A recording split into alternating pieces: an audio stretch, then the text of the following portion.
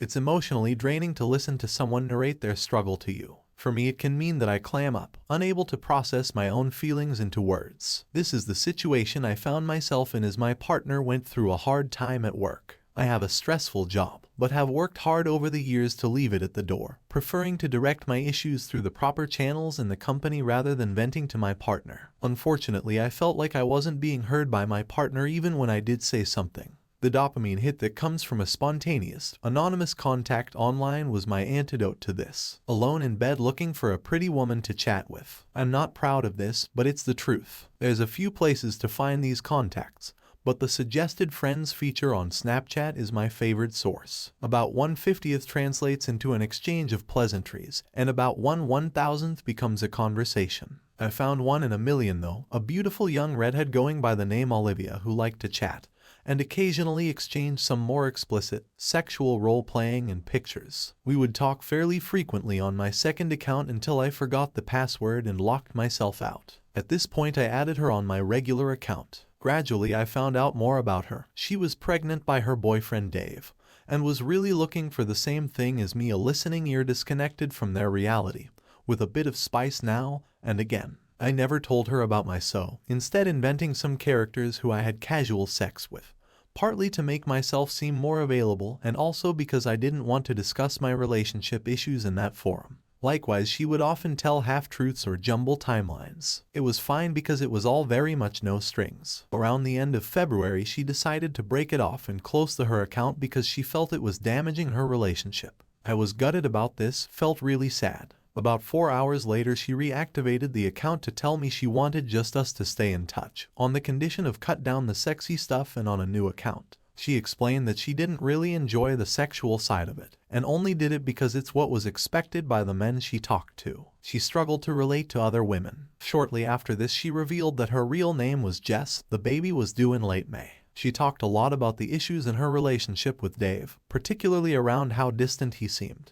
She would frequently go into graphic detail about their sexual encounters, and I would invent stuff around my made-up characters. I quite enjoyed this, being both arousing and creatively stimulating. We were texting all day every day at this point, just generally sharing our lives. I felt quite comfortable revealing quite a lot about myself, however this was never really reciprocated, which frustrated me. In the lead up to her holiday, she spent a whole evening with her sending videos of her in the dresses she bought, and me complimenting the way she looked. I felt she knew what she was arousing me when this happened but didn't challenge it. She was texting me every day while on holiday at the start of April with Dave, narrating the ups and downs of being pregnant on holiday. One night she'd evidently fallen asleep with the chat opened and Dave replied to tell me she would talk tomorrow. Kinda surprising. After this they went away with his family. Skip forward a month and Dave is barely speaking with her. Something's evidently going on but I'm only getting part of the story. She vanishes for a few hours then reveals he has broken up with her. Our relationship becomes more intense at this point. More sexual chat than usual but never relating to us being together. And no overtly explicit photos. But starting to get that way. Implied nudes, nipples through t-shirts and barely concealed genitals. At one point she sends me a very explicit video, which seems to cross the boundary we had set, so I basically ignore it. Mid-May it all gets more intense. She's complaining how horny she is and makes a comment about how much she likes my cock. We text back and forth through the day and eventually I break the tension by telling her how she's making me feel. She says that she feels attracted to me too. This is combined with having had nothing from my partner all day apart from a text to say she's not coming home.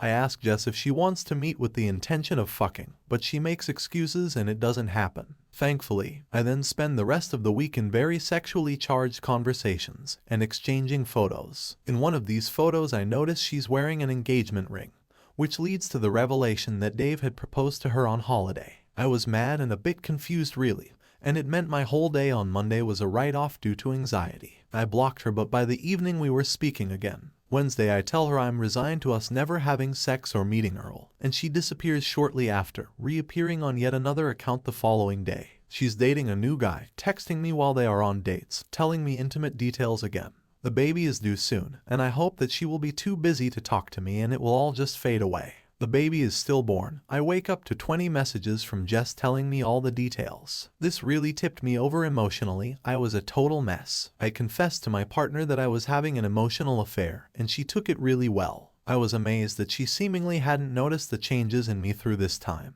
but relieved that she was willing to talk it through. After some counseling with a trusted friend, I sent Jess a message to say I don't want to continue chatting anymore. Wished her all the best for the future. I'm really cut up about it. It feels like a breakup. Thanks for reading.